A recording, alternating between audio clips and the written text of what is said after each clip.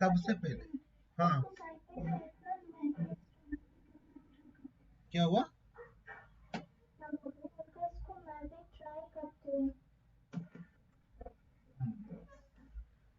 Try करके देख लो आप।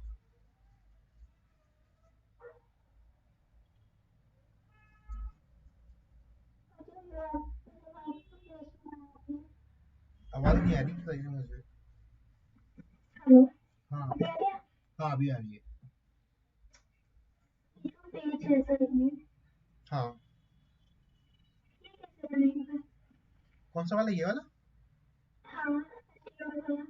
ये एस्टिमेट वाला तो आप खाली जिसके भी आप आगे आप एस्टिमेट लगाओगे ना, तो वो वाला पेज बन जाता है, यानी कि वो जो है ब्राउजर में खुलने वाला पेज होता है।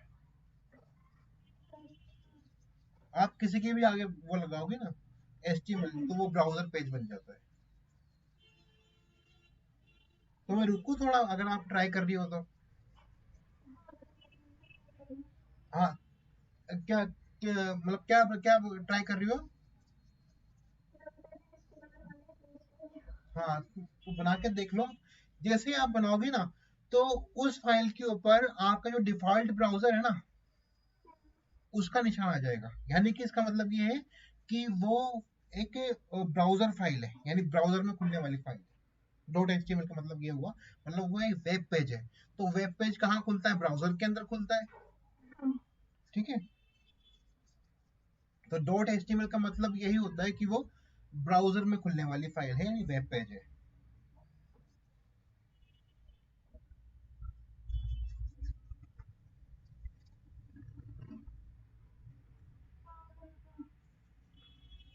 हो गया? और यही नहीं, आप इसको नोटपैड भी बना सकती हो। नोटपैड की फाइल को आप डॉट एचटीएमएल करके सेव कर दो, तो वेब पेज बन जाएगा। अब ये अलग बात है कि उसके अंदर आपने कोड लिखा है नहीं लिखा है एचटीएमएल का। आई बात समझ में? ठीक है।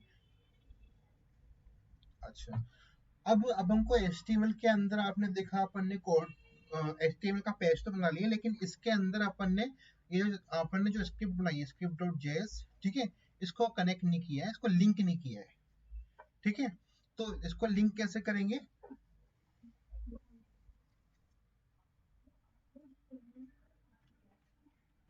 अच्छा, हाँ, तो एक मिनट, मुझे कह रहा था ना, तो ये डिस्कस करना था कि वो आए थे ना।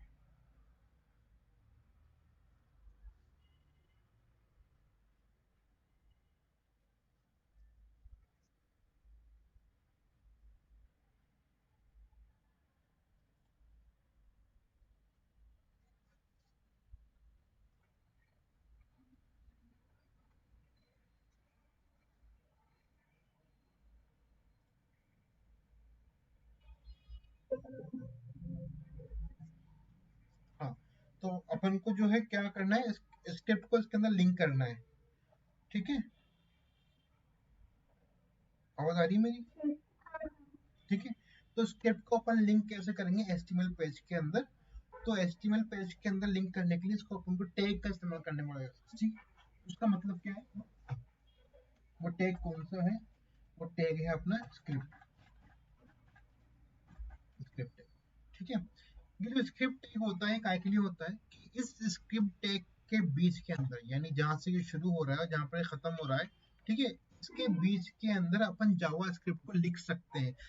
अगर अपन अलग से फाइल नहीं बनाए, ठीक है, तो भी अपन क्या कर सकते हैं, स्क्रिप्ट का टैग लगाकर उसके बीच के अंदर जावा स्क्रिप्ट लिख सकते हैं। लेकिन सपोज करो अपन की जावा स्क्रिप्ट बहुत लेंदी है, ठीक है, और उसमें कई सारे पेजेस हैं, एक नहीं, तो आप कितनी जावा स्क्रिप्ट लिखोगे? आपका एचटीएमएल का डॉक्यूमेंट ही हजारों लाइनों का हो सकता है।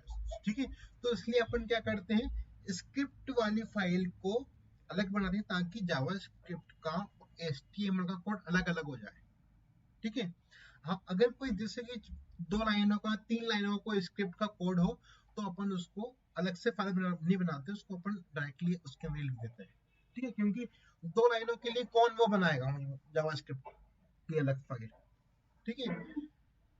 तो अब जब अपन जावा स्क्रिप्ट की अलग फाइल बनाते हैं, तो उसको लिंक भी स्क्रिप्ट टैग के जरिए से करते हैं। इसका मतलब क्या होता है कि आपने स्क्रिप्ट टैग लगा के, यानी कि ये स्क्रिप्ट है, ठीक है, इस स्क्रिप्ट टैग के अंदर अपन ये बताते हैं कि भाई मेरा कोड जावास्क्रिप्ट का इस फाइल के अंदर है, तो वहां से उठा लो, ठीक है।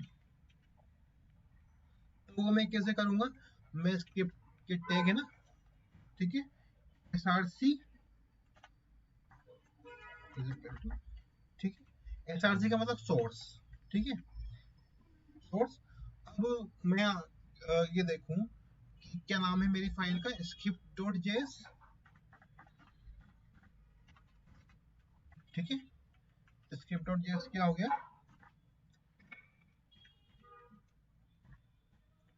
डॉट क्या है, पेरेंट डायरेक्टरी दिखा रहा है, डॉट, और फिर ये ऑब्लिक script.js, यानी कि आपके पेरेंट डायरेक्टरी क्या है, ये है, इसके अंदर सारी चीजें हैं, ठीक है। और इसके अंदर अपन ये बता रहे हैं कि script.js नाम की फाइल है, इसके अंदर मेरा जावास्क्रिप्ट का कोड है, ठीक है। अभी मैं यहाँ पे क्लिक करूंगा तो क्या खुलेगी, script.js, भाई यहाँ पे मैंने कंट्रोल और क्लिक किया तो क्या खुल गई, script.js, यानी कि ये जावास्क्रिप्ट के अंदर लिंक कर चुकी है। मैं इसको कंट्रोल सेव, जैसे मैं कंट्रोल सेव करता हूँ तो जावास्क्रिप्ट के अंदर मैं कोई सा भी कोड लिखूं, वो कहाँ शो होगा, मेरे इस ब्राउजर पे, ठीक है, ब्राउजर के मतलब कंसोल पे, क्योंकि जावास्क्रिप्ट बैकग्राउंड के अंदर काम करती है। आपको जो भी शो होता है वो आपको एक HTML के जरिए से शो होता है, जैसे कि मैं आपको दिखाऊं। अभी मैं यहाँ पे मैं F12 करूं तो ये मेरा क्या है, कंसोल है, ठीक है, कंसोल डॉट लॉग, यानी कि मैं कंसोल के अंदर कुछ लिखना चाह रहा हूँ, ठीक है।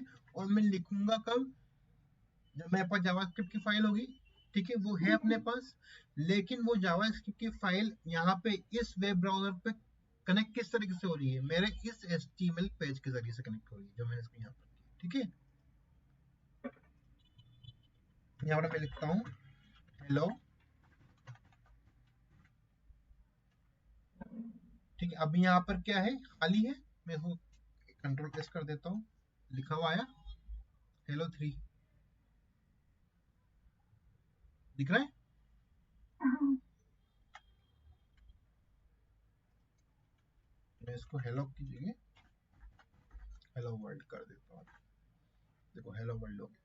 अच्छा, इसके ठीक सामने आप क्या दिखेगा कि ये जो है ये कोड कहाँ से आ रहा है, यानी कि ये जो रिजल्ट है ये किसका रिजल्ट है, कि सामने इसके ठीक सामने आपको दिखाई देगा script.js नाम की एक फाइल है, ठीक है, उसकी जो पहली लाइन पे जो कोड लिखा हुआ है उसका रिजल्ट क्या ये शो हो रहा है, ठीक है।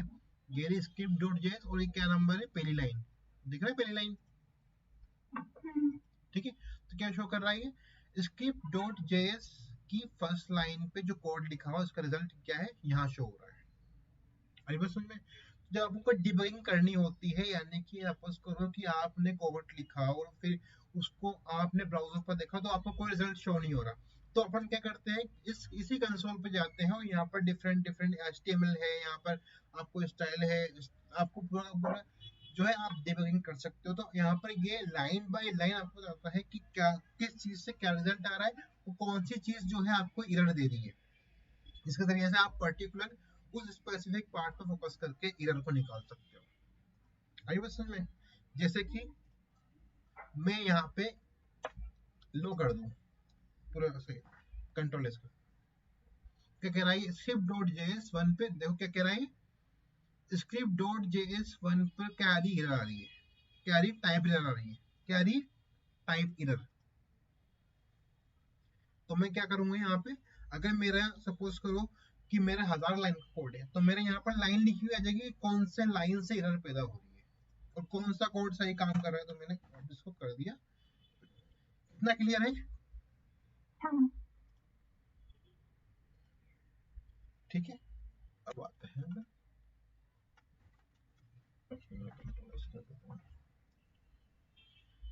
तो अपने अपनी script.js जो है अटैच कर ली है, उसको लिंक कर ली है, ठीक है।